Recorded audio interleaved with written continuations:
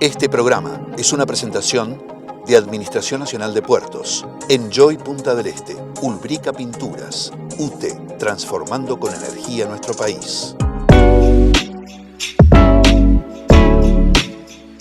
Explorar los temas más candentes y significativos que impactan a nuestra sociedad es mi objetivo principal, proporcionándote los hechos y análisis necesarios para que estés al tanto de lo que sucede a tu alrededor. Voy a acercarte la visión de mis invitados para ofrecerte la posibilidad de que crees tu propia opinión. Soy Laura Do Carmo y te invito a acompañarme a conocer a los personajes más destacados de nuestra región.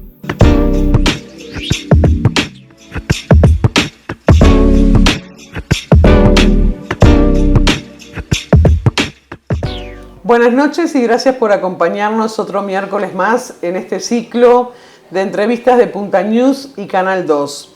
Esta semana nuestra entrevistada es una de las figuras que tal vez desde la noche del 30 de junio hasta el día de hoy más hemos hablado de ella.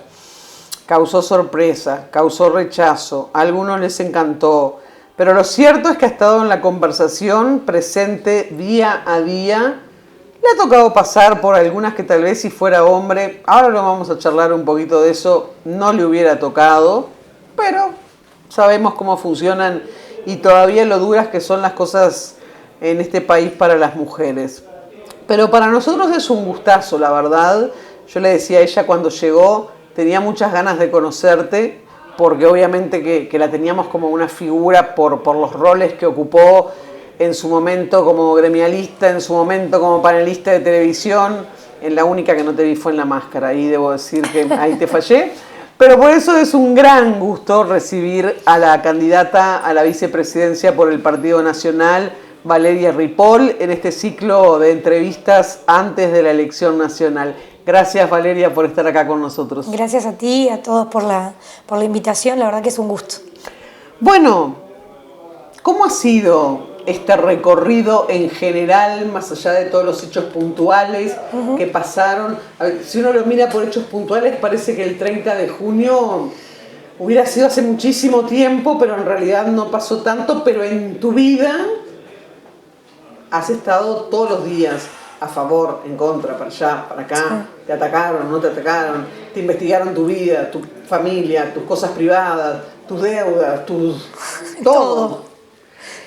Pero yo creo que, aparte que es algo que quiero hablar contigo, la convención del Partido Nacional fue un punto de quiebre. Sí. Así que empecemos por contarnos cómo fue por lo menos el proceso hasta la convención.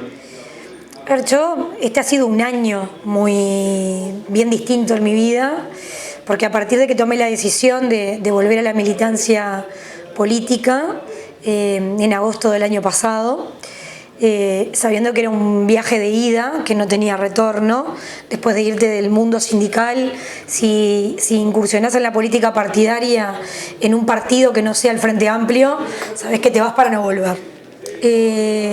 La verdad que me recibieron con mucho cariño en el partido. Yo hice 2 de las giras por el país con Álvaro de cara a la elección interna. La verdad que ahí la contención y el recibimiento de los militantes del partido fue increíble, me trataron con mucho cariño. Y bueno, después, obviamente, el día de la elección, lo que pasó fue una sorpresa también para mí. Yo tampoco me esperaba ser la candidata a la vicepresidencia. Me enteré un rato antes que todos los demás. Estábamos ahí en la sede de Álvaro y a medida que iba pasando el conteo de los votos y se iba viendo el resultado que después tuvimos, en un momento Álvaro termina de definirse, digamos, y de tomar la decisión con un núcleo bien cercano. Y bueno, me lo dice. Te podrás imaginar que en ese momento se me pasaron un millón de cosas por la cabeza, porque cambia tu vida completamente. Estaba mi hija más chica conmigo y mi marido ahí en la sede, pero mi hija más grande era delegada por la lista que está en el partido en un circuito contando votos. Mi hijo estaba en casa, entonces ahí dije, bueno, si en realidad esto contribuye, obviamente que estoy de acuerdo. Normalmente no le temo a los desafíos, así que... ¿No lo dudaste ni un segundo? No lo dudé, sí pensé en todo lo que podía pasar, dije, ¿qué va a decir la gente? ¿Qué van a opinar? Se me pasó la cabeza, tenía que ir a buscar a mi hijo, tenía que llegar mi hija, porque imagínate que si yo no me lo esperaba, ellos todavía menos. Y bueno, y ahí en ese ratito, hasta salir de la sede con Beatriz Argimón, que fue la que se fue conmigo a la casa del partido, llamando para que mi hermana pasara a buscar a mi hijo, viendo cuánto demoraba mi hija para que se viniera, o sea... Mamá va a ser candidata, mamá va a estar en la fórmula. Les dije que iba a pasar algo muy importante. La única que sabía era Julieta, mi hija más chica, que estaba conmigo ahí y que vivió todo esto de salir en silencio, ir a la sede, ir a la casa del partido y quedarnos en una piecita ahí, Beatriz diciéndonos lo que se venía, que estuviera tranquila, que... Entonces yo que se vivió con mucha adrenalina ese día, en el escenario ni que hablar. Mis hijos estaban súper emocionados en primera fila, yo los veía de arriba del escenario. Yo la verdad no diferenciaba lo que la gente decía, si era alegría, si uno estaba enojado, si no estaba enojado. Te iba a preguntar, no te dabas cuenta. Sería una cosa media rara que no siempre sucede, de que cuando Álvaro en realidad, dice tu nombre y se conoce, hubo una serie de abucheos, una serie de cosas. No sé qué tanto lo escuchaban ustedes de arriba. De arriba del escenario vos sentías el grito, pero no diferenciabas qué era lo que se decía. Y mucho menos después de que Álvaro dijo que era yo. Ahí era un griterío gigantesco. Yo miraba a mis hijos que lloraban todos, que estaba todo el mundo emocionado. La verdad que si había alguien que estaba molesto, yo no lo registré. Y después con el correr de los días tampoco lo tomé personal. O sea, yo entiendo que hay gente que se sorprendió, gente que esperaba a otra persona. También jugaba ahí el tema del resultado electoral. Como todo hay ganadores y hay gente que no tiene el resultado que esperaba y hay decepciones y cuando angustia. Álvaro te lo propone, ¿por qué te dice? Valeria, te elegí, te propongo esto por... Bueno, ahí lo que hablamos era, no fue que tuvimos una charla muy extensa, fueron minutos con todos los demás alrededor y todo el mundo ahí especulando qué era lo que estaba pasando. Estaba la prensa abajo además, entonces fue todo como muy reservado para poder llegar a la casa del partido y que fuera ahí que lo dijéramos públicamente. Pero ya en realidad empezó a correr en el momento en que yo bajo con Beatriz, ahí obviamente que hay personas que se dieron cuenta. En realidad se buscaba una fórmula que fuera una fórmula complementaria, que contemplara distintos aspectos de la sociedad, distintos perfiles, ¿no? O sea, Álvaro es ese militante del partido de toda la vida que representa ese blanco. Y yo en realidad vengo de estar fuera de la política, de la militancia social, de la sindical. Soy una trabajadora y una mujer como la mayoría de la población de este país, que tengo las mismas realidades, los mismos problemas, que vivo igual que la mayoría. Y creo que eso generó ese complemento de quien está en la política y en un partido bien tradicional, con toda la simbología que va más allá, que es la referencia de un militante del partido, con alguien que viene de lo social y de otro tipo de militancia. Viene de lo social, de lo gremial, pero además de un pasado político que es totalmente distinto. Bueno, sí, Álvaro siempre lo que lo dice hasta ahora y lo que lo ha contado es que en realidad yo me fui, ya hace unos cuantos años, yo me fui del Frente Amplio en el 2017 y no participé en la última elección, no estuve en ningún lugar, la vi como espectadora desde el ámbito sindical y me fui muy decepcionada de la política. Y Álvaro en realidad lo sabe, porque cuando nos conocimos en pandemia, él me lo preguntó y yo le conté mi historia. Yo soy, era dirigente sindical, pero también soy militante social vinculado a la discapacidad por la condición que tiene mi hijo. Vos contaste que te habías reunido con él y con otro grupo. Yo me reuní con él en la pandemia. En realidad en la pandemia, yo siempre intento ser breve, pero contar que si todos sufrimos en la pandemia, las personas con autismo y su familia sufrieron mucho más, porque cortaron de un día para el otro todos los vínculos que tenían, la poca inclusión que pueden tener en el sistema educativo, o los que iban a algún centro no podían ir más, no podían recibir sus tratamientos, sus terapias, no podían ir a una emergencia de un sanatorio o de un hospital cuando tenían una crisis y lo tenía que contener su familia. Realmente se vivieron situaciones muy dramáticas por parte de algunas familias, y yo, me reuní primero con Beatriz, y Beatriz, nos acercó al presidente de la República, que lo derivó en Álvaro como referente del tema.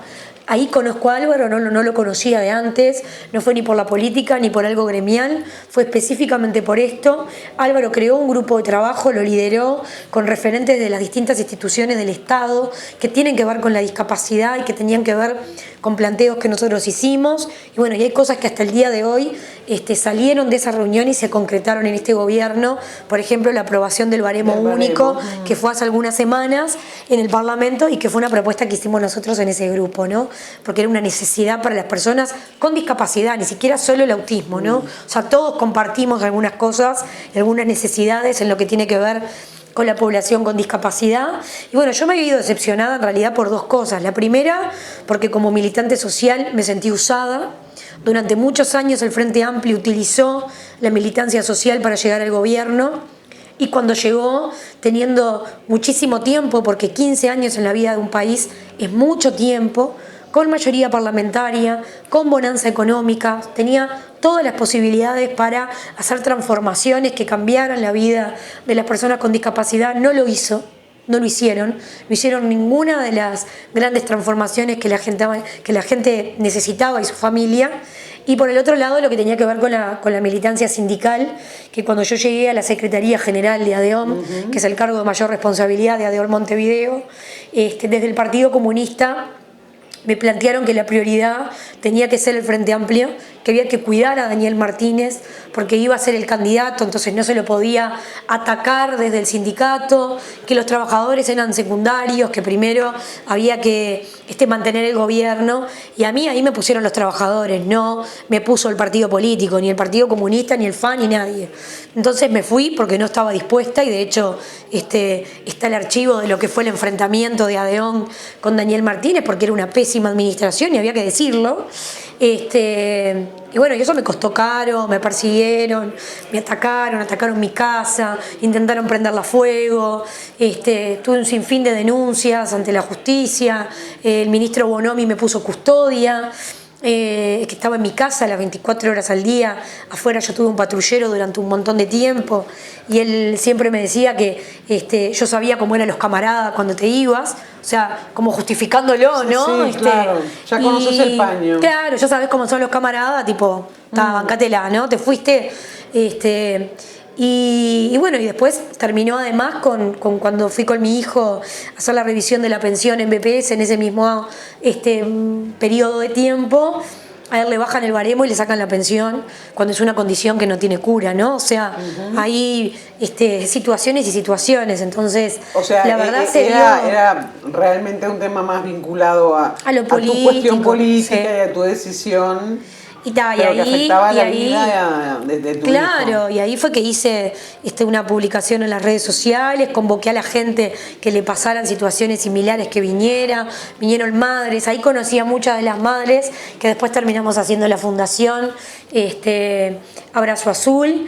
Y es por Abrazo Azul, como te decía, que conozco a Álvaro, y sinceramente ahí lo que sentí es que había gente en la política a la que sí le importaban estos temas, que tenía esa sensibilidad. Álvaro además tenía un compañero muy cercano que después falleció, Félix, que tenía su hijo con discapacidad, que tenía autismo, entonces como que conocía del tema, y empecé a sentir que ahí podía tener un lugar con ellos, en el Partido Nacional, para poder militar desde la política, porque también uno sabe que la militancia social y sindical tiene un límite. Hay cosas que no vas a poder alcanzar y que no vas a poder lograr desde ahí, que sí podés lograr desde la política partidaria, para mejorar la vida de esos colectivos.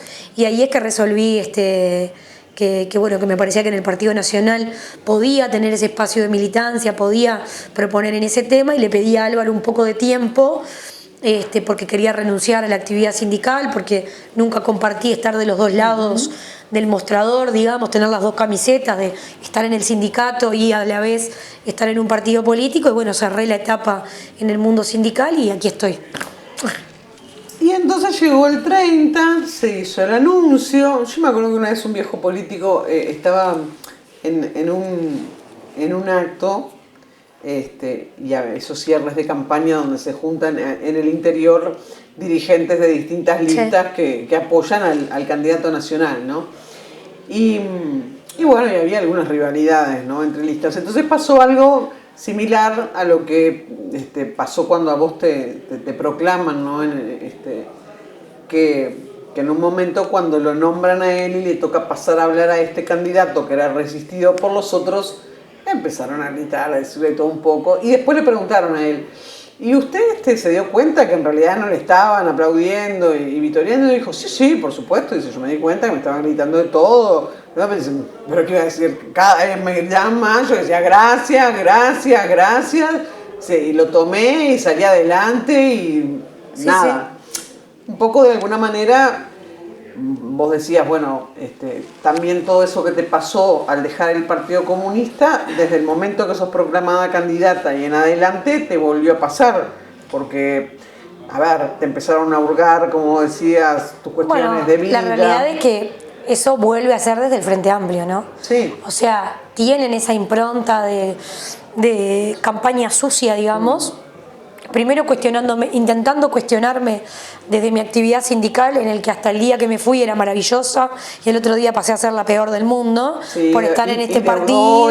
Y de todo un poco. Que tengo deudas, lo he dicho con un montón de colegas tuyos, a ver, sí, bienvenido, soy una trabajadora municipal, no, pero te que vive de que te habías quedado con plata de que vive de su salario, que tengo préstamos en mi sueldo, que alquilo, que nunca tuve un 0 kilómetro porque no me lo pude comprar, porque además en mi familia la prioridad era la atención de mis hijos y ha condicionado la vida de toda mi familia, sobre todo mi hija más grande, que tiene 1 año y medio más que Nahuel, que hay un montón de cosas que ella no pudo hacer en su vida, porque, bueno, las familias que tenemos estas situaciones vivimos todas así. Y después en lo del sindicato, o sea, las cosas caen por su propio peso, ¿no? O sea, lo que te digo, yo me fui y era maravillosa y después dijeron un sinfín de cosas. Si alguien se lleva algo que no es suyo, vaya a la justicia, haga la denuncia. Se los dije, nunca sucedió, está claro cuál era el cometido y viene de dirigentes que son dirigentes, algunos del Partido Comunista y otros de otros sectores del Frente Amplio, por lo tanto no me extraña. Pero después, bueno, lo que tiene que ver con la investigación de mi familia, la verdad que siempre estuve tan tranquila que creo que esas cosas hablan más del que lo hace que de uno mismo, ¿no? Porque, o sea, yo soy la que soy, sí, pero siempre fui muy tranquila. Sí, bueno, sí. Yo te decía, y con esto nos vamos ya después a la primera pausa. Yo creo que hubo una inflexión ahí, un corte, un quiebre en el primer momento desde la interna, cuando a vos te proclaman, y la convención. Sí. Porque incluso nosotros hicimos un programa especial de Punta News con la convención, y uno ahí vio a los blancos reconociendo de alguna manera si había dudas. Te ovacionaron, te aplaudieron, se levantaron, los entusiasmaste, los enfervorizaste.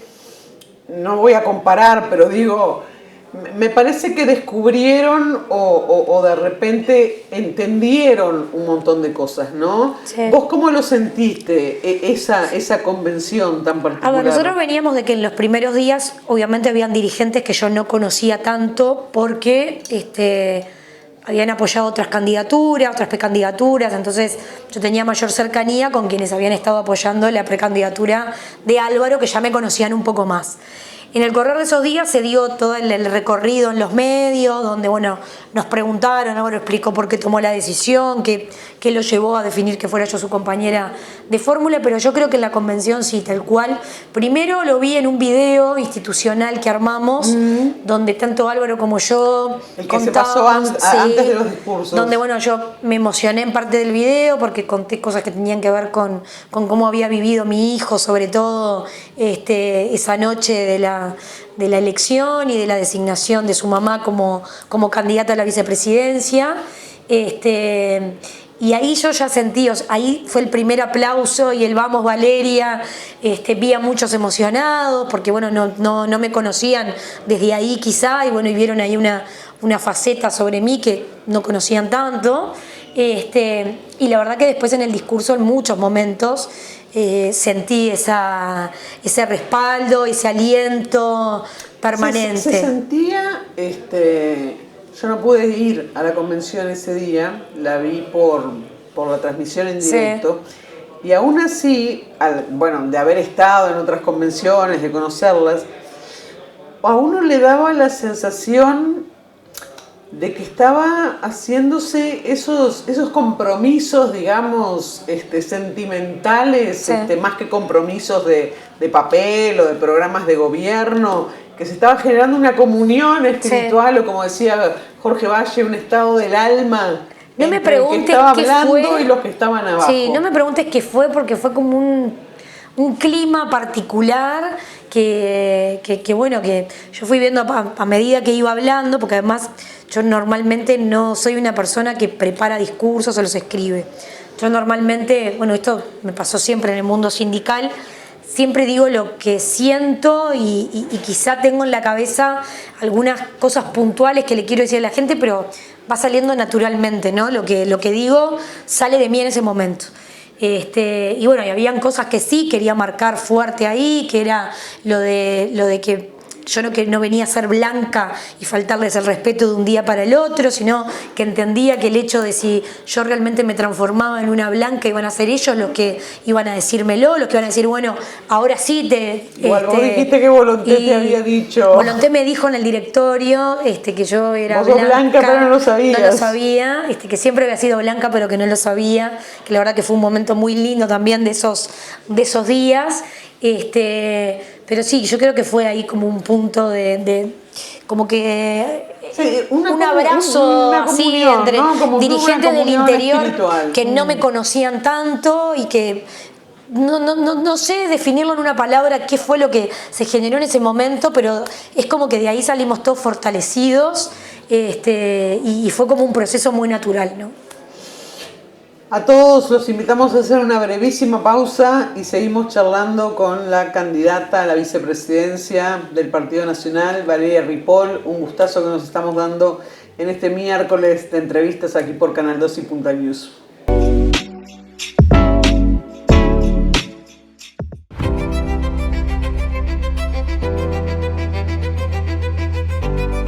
Cada grano de arena, desde Portezuelo a José Ignacio.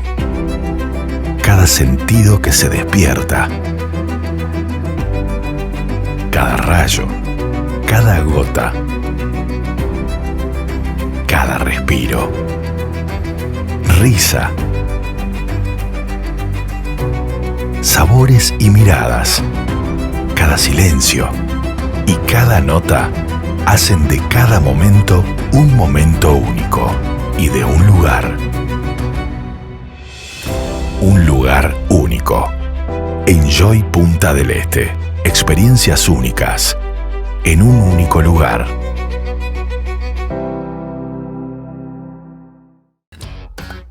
Cuando renovás tu casa, te renovás vos. Con Ulbrica, renová lo que quieras, cuando quieras.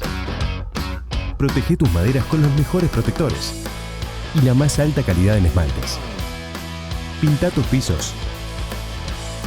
Colorea tus paredes interiores y exteriores.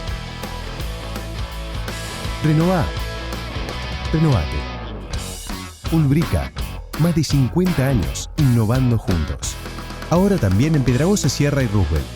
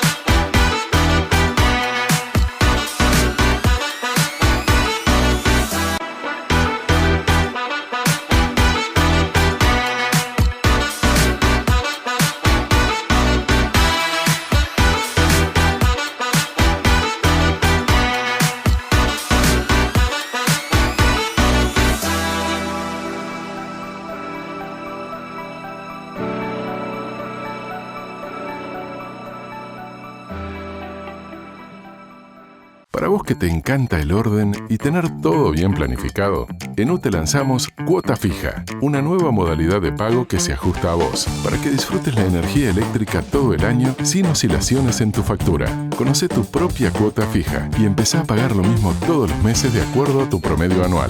Entrá en el simulador en ute.com.uy, calcula tu cuota fija e informate más sobre las condiciones. UTE, transformando con energía nuestro país.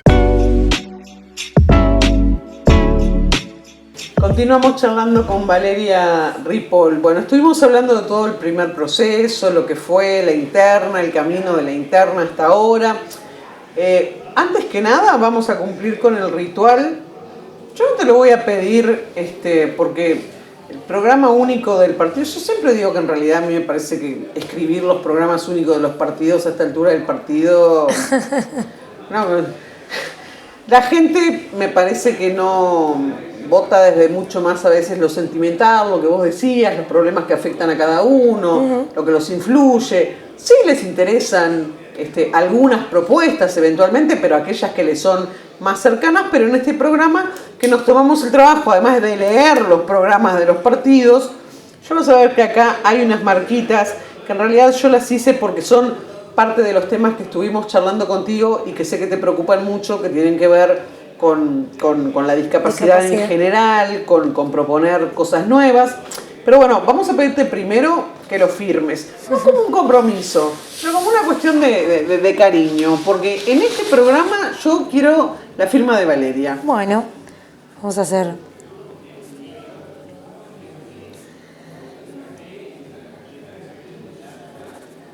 Yo te decía que había marcado esas partes porque sé, lo estuvimos conversando recién.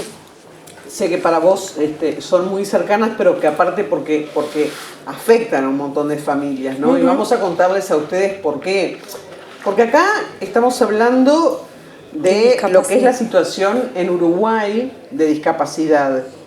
Y les voy a dar el porcentaje que maneja este programa, que dice que se estima que el 16% de la población del país presenta algún tipo de discapacidad. Acá no estamos hablando de nada. O sea, el 16% es un nivel importante. Y, bueno, acá hay una propuesta que me parece que pasa más por una cuestión además cultural y de cambio de cabezas, que es proponer un cambio hacia un paradigma social de la discapacidad poniendo a la persona como centro. Es la persona como centro de las políticas, ¿no? Porque nosotros estamos acostumbrados a un Estado al que uno permanentemente tiene que ir a buscar la respuesta, y en la discapacidad entendemos que el Estado es el que tiene que buscar a la persona y ir en concordancia a la necesidad de la gente. Entonces, yo creo que lo primero y más importante, porque además de ser el tema que a mí me trajo a la política nuevamente, yo trabajé en este equipo técnico cuando no estaba ni cerca de saber qué podía ser la candidata a la vicepresidencia. Y creo que hay algunos puntos que son fundamentales. Lo primero, y que el otro día presentamos dentro de la tercera presentación de capítulos de nuestro programa, fue el de discapacidad. Creo que eso demuestra lo importante que es para el partido. Hemos logrado que para el Partido Nacional la discapacidad sea una prioridad. Fue el tercero de las 3 instancias de presentación de programa.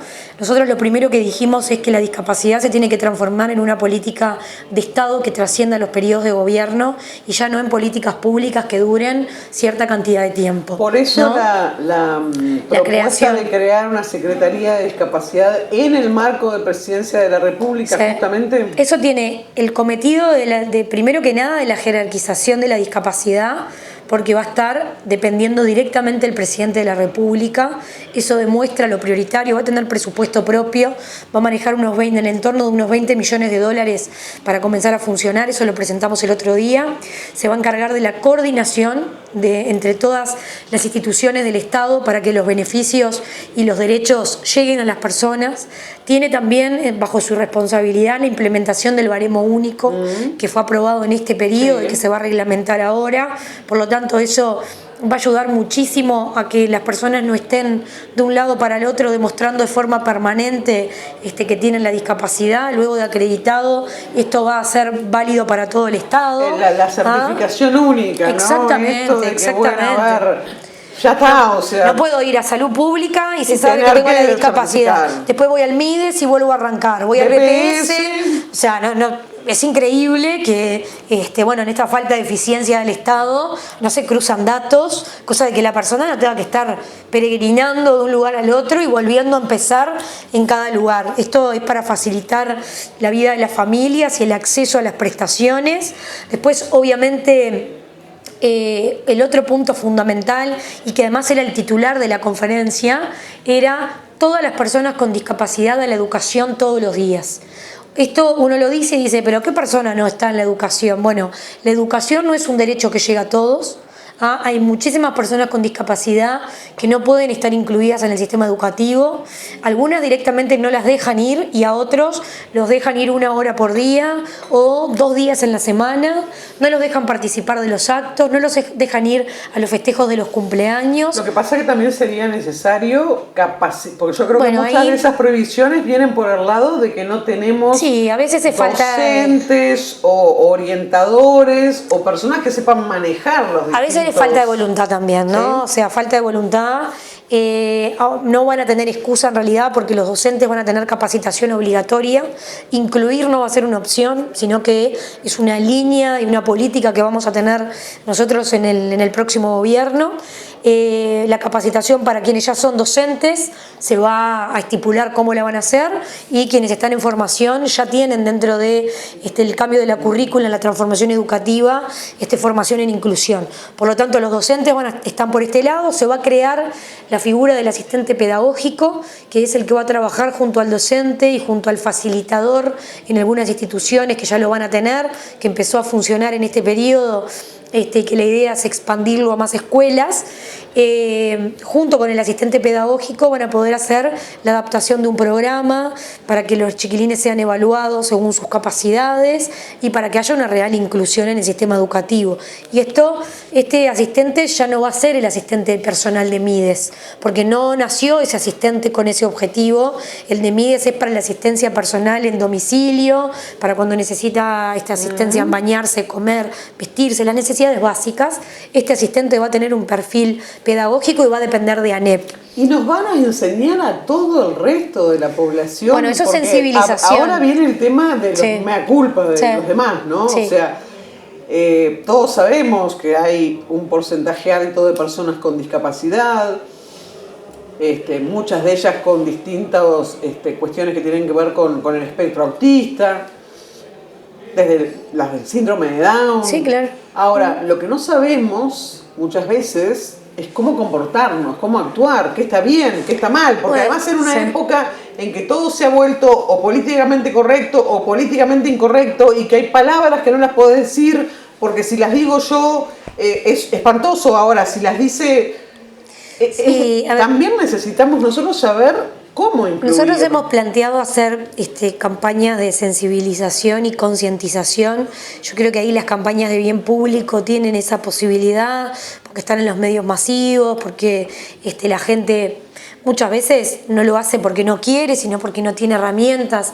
En cuanto a la inclusión, yo siempre que hablé de autismo, que muchas veces tuve oportunidad en los medios, sobre todo en abril, porque es el mes, he tenido la posibilidad de decir, a ver, muchas veces las familias confunden un niño con autismo con un niño mal enseñado, que no tiene límites, con una mamá que no marca límites. Y a veces señalamos con el dedo y estamos totalmente equivocados. Yo siempre decía, hay que trabajar la empatía, acercarse. Nosotros vemos que hay un chiquilín que está tirado en el suelo, gritando, y que la mamá está desbordada. Todo el mundo lo que tiene es a salir corriendo. Exactamente, o a señalar con el dedo. Entonces, seamos un poco más empáticos, acerquémonos a esa madre, preguntémosle si necesita ayuda, para pedirse un taxi, para llegar a su casa con ese niño que está en el medio de una situación de crisis. O sea, La verdad que a veces nos falta esa empatía, porque más allá de hacer campañas, debería ser algo que a uno naturalmente le salga, el empatizar con el otro y no el señalarlo y siempre pensar lo peor de la situación. Pero vos viste que hay muchos experimentos sociales que a veces vemos en las redes, donde por ejemplo alguien pasa y se le cae o deja caer en realidad a propósito una billetera para ver cómo reacciona el resto.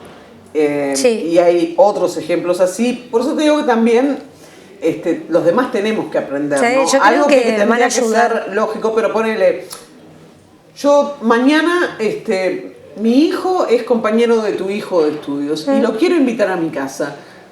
Yo tengo que tener saber qué decirles a mis hijos. Yo creo que algo va a venir el hijo de Valeria, va a venir a jugar.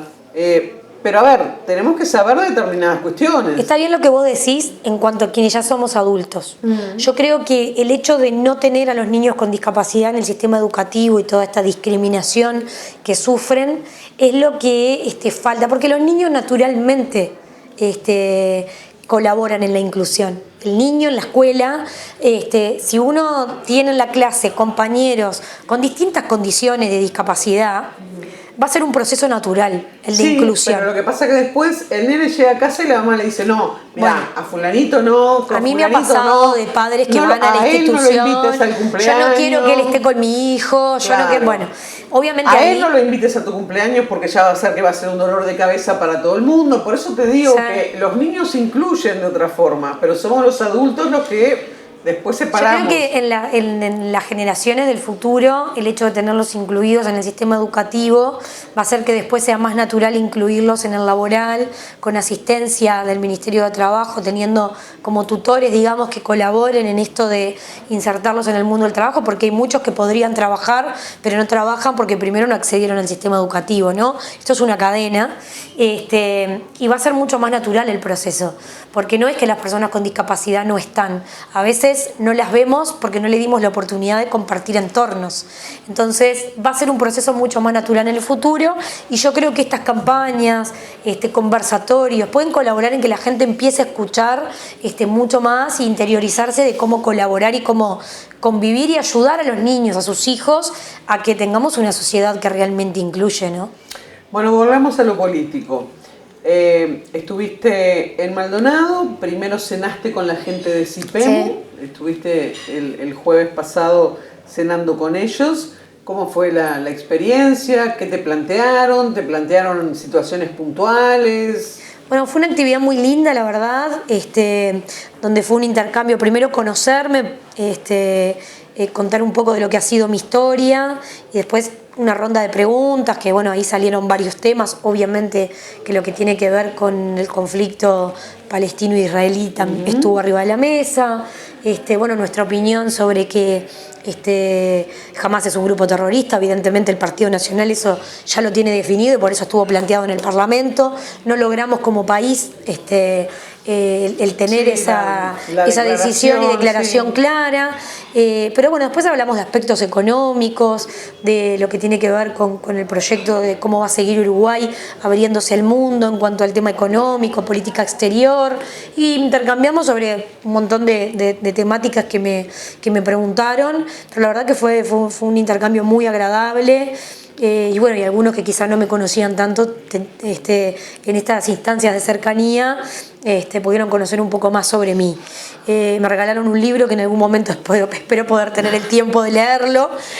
Prometo que después de las elecciones voy a intentar tomarme el tiempo de leerlo, pero es sobre la historia de los judíos, la verdad que está buena, pero espero volver a tener tiempo para otra actividad que no sea la campaña, que bueno, que queda un tironcito por delante. Se nota hasta en mi voz, ¿no? Que unos 10 días capaz que tenés libres, con suerte. Sí, en el desgaste, ya hasta la voz tengo desgastada, que no logro recuperarme. Sí, el día de la convención decías también, me cuesta. No logro recuperarme. Después, bueno, vos habías venido igual antes a Maldonado, habías hecho un recorrido con Antía, habías conocido las relocalizaciones de los asentamientos, bueno, pero también al otro día de esa cena de CIPEMU, con distintos actores políticos, hiciste visitas, recorriste. Sí. ¿Cuál es la opinión de Valeria Ripoll, de Maldonado departamento, en el contexto del país? Bueno, esta impronta que le hemos dado a la campaña, yo por lo menos en lo que me toca a mí, en mi campaña, digamos, es una campaña muy de cercanía, ¿no? Mucho en la zona metropolitana, porque al partido le cuesta un poco, y es mi perfil en realidad. Yo vengo de ahí, de recorrer asentamientos, barrios, instituciones que trabajan en la zona, en distintas temáticas.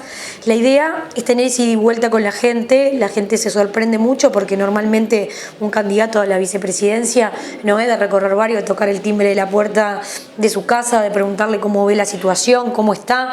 Mucha gente se sorprende con esa impronta de campaña, pero es como me gusta a mí. Y bueno, y el Maldonado... No te han recibido mal en Montevideo para nada, cuando has salido a hacer eso. Ni Montevideo ni Canelones, la verdad que me han recibido muy bien. Acá el Maldonado también. Primero en aquella instancia que hicimos con el intendente y con los distintos responsables, sobre todo de las áreas sociales, que conocimos mucha política social que tiene la intendencia de Maldonado, el trabajo en discapacidad, en adicciones. La verdad que habían algunas áreas que yo no las conocía, y sinceramente me sorprendí mucho para bien de todo lo que se hace aquí en Maldonado. Bueno, ni que hablar en lo que tú decías en cuanto al realojo de asentamientos. En realidad el plan Avanzar sale de una política aplicada al Maldonado, o sea, por lo tanto Maldonado es ejemplo en esto y ha funcionado a nivel país. Para empezar la oportunidad laboral, son los jornales solidarios tal de Maldonado. Cual, también, o sea, la verdad que Maldonado en ese aspecto siempre está como un paso por delante, ¿no? Y hay que reconocerlo, pero nos fue muy bien. Yo creo que esa impronta de campaña es imposible que te vaya mal, porque a la gente le gusta la cercanía del político, del ir al territorio, de tener ese intercambio. En el interior es mucho más común porque la gente se conoce más, pero bueno, Maldonado en sí es un departamento con mucha población, entonces es muy similar que viene de otros lugares, a lo que uno vive en Montevideo y Canelones. Entonces, pero también es un departamento en el que el Partido Nacional tiene mucho respaldo, entonces también es importante venir a hablar con la gente que te respalda, y que también ellos se sientan respaldados y que te importa lo que opinan, lo que viven, lo que te proponen, y que después cuando sos gobierno también lleves adelante cosas que la gente te dijo que le está pasando en la cotidiana, y sientan que realmente vale la pena el plantearle, en este caso a la candidata a la vicepresidencia, algunas realidades que uno solo las ve estando con la gente, estando en el lugar y viendo junto a la gente lo que pasa, ¿no? Bueno, no sé si tendremos la oportunidad de volver a charlar antes del 27 de octubre, ojalá que sí. Me imagino que van a hacer un cierre de campaña. Sí, tenemos el acto de cierre en octubre. Por supuesto. Sí. Pero ahí tenés la cámara, para que le mandes un mensaje a todos los televidentes de este programa, más allá de después lo que pueda hacer el acto de cierre, ese mensaje personal antes de la elección del 27 de octubre.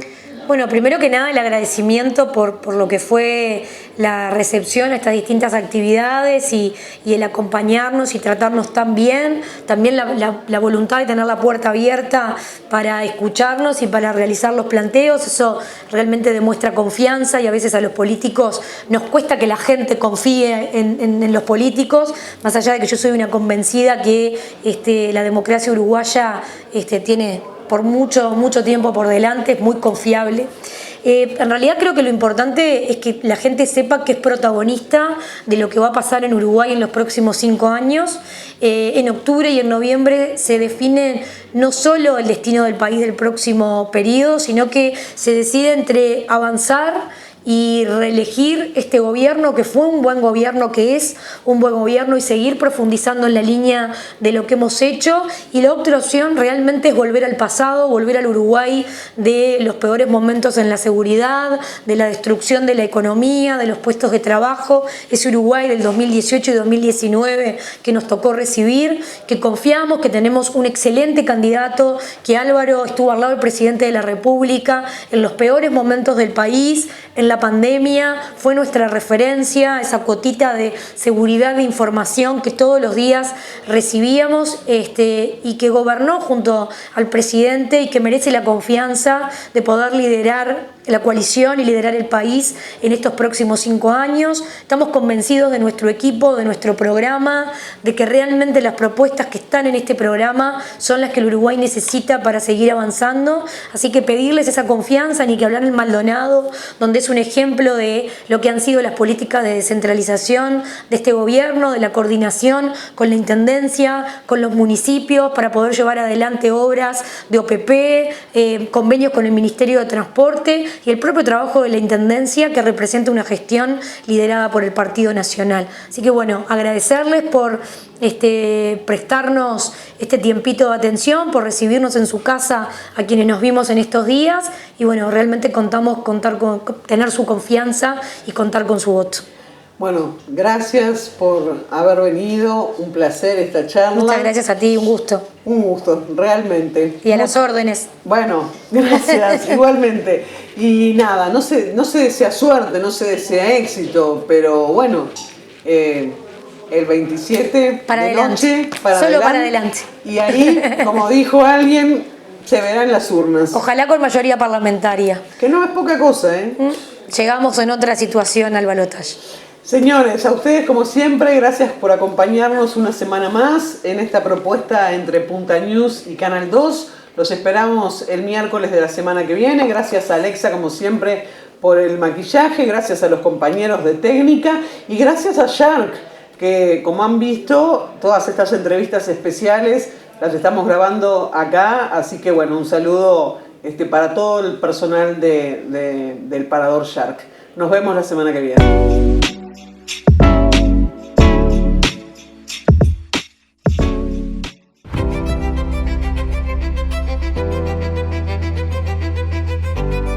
Cada grano de arena, desde Portezuelo a José Ignacio. Cada sentido que se despierta. Cada rayo, cada gota, cada respiro. Risa. Sabores y miradas. Cada silencio y cada nota hacen de cada momento un momento único y de un lugar único. Enjoy Punta del Este. Experiencias únicas en un único lugar.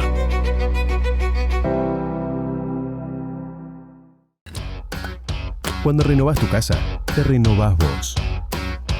Con Ulbrica, renová lo que quieras, cuando quieras. Protege tus maderas con los mejores protectores y la más alta calidad en esmaltes. Pinta tus pisos. Colorea tus paredes interiores y exteriores. Renová. Renovate. Ulbrica. Más de 50 años innovando juntos. Ahora también en Piedrabuena, Sierra y Roosevelt.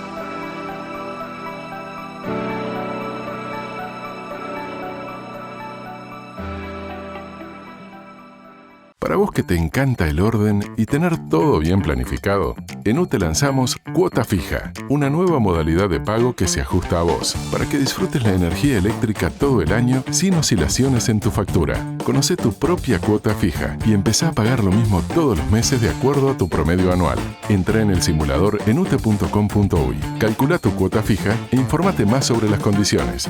UTE, transformando con energía nuestro país. Este programa fue una presentación de Administración Nacional de Puertos, Ulbrica Pinturas, Enjoy Punta del Este, UTE, transformando con energía nuestro país.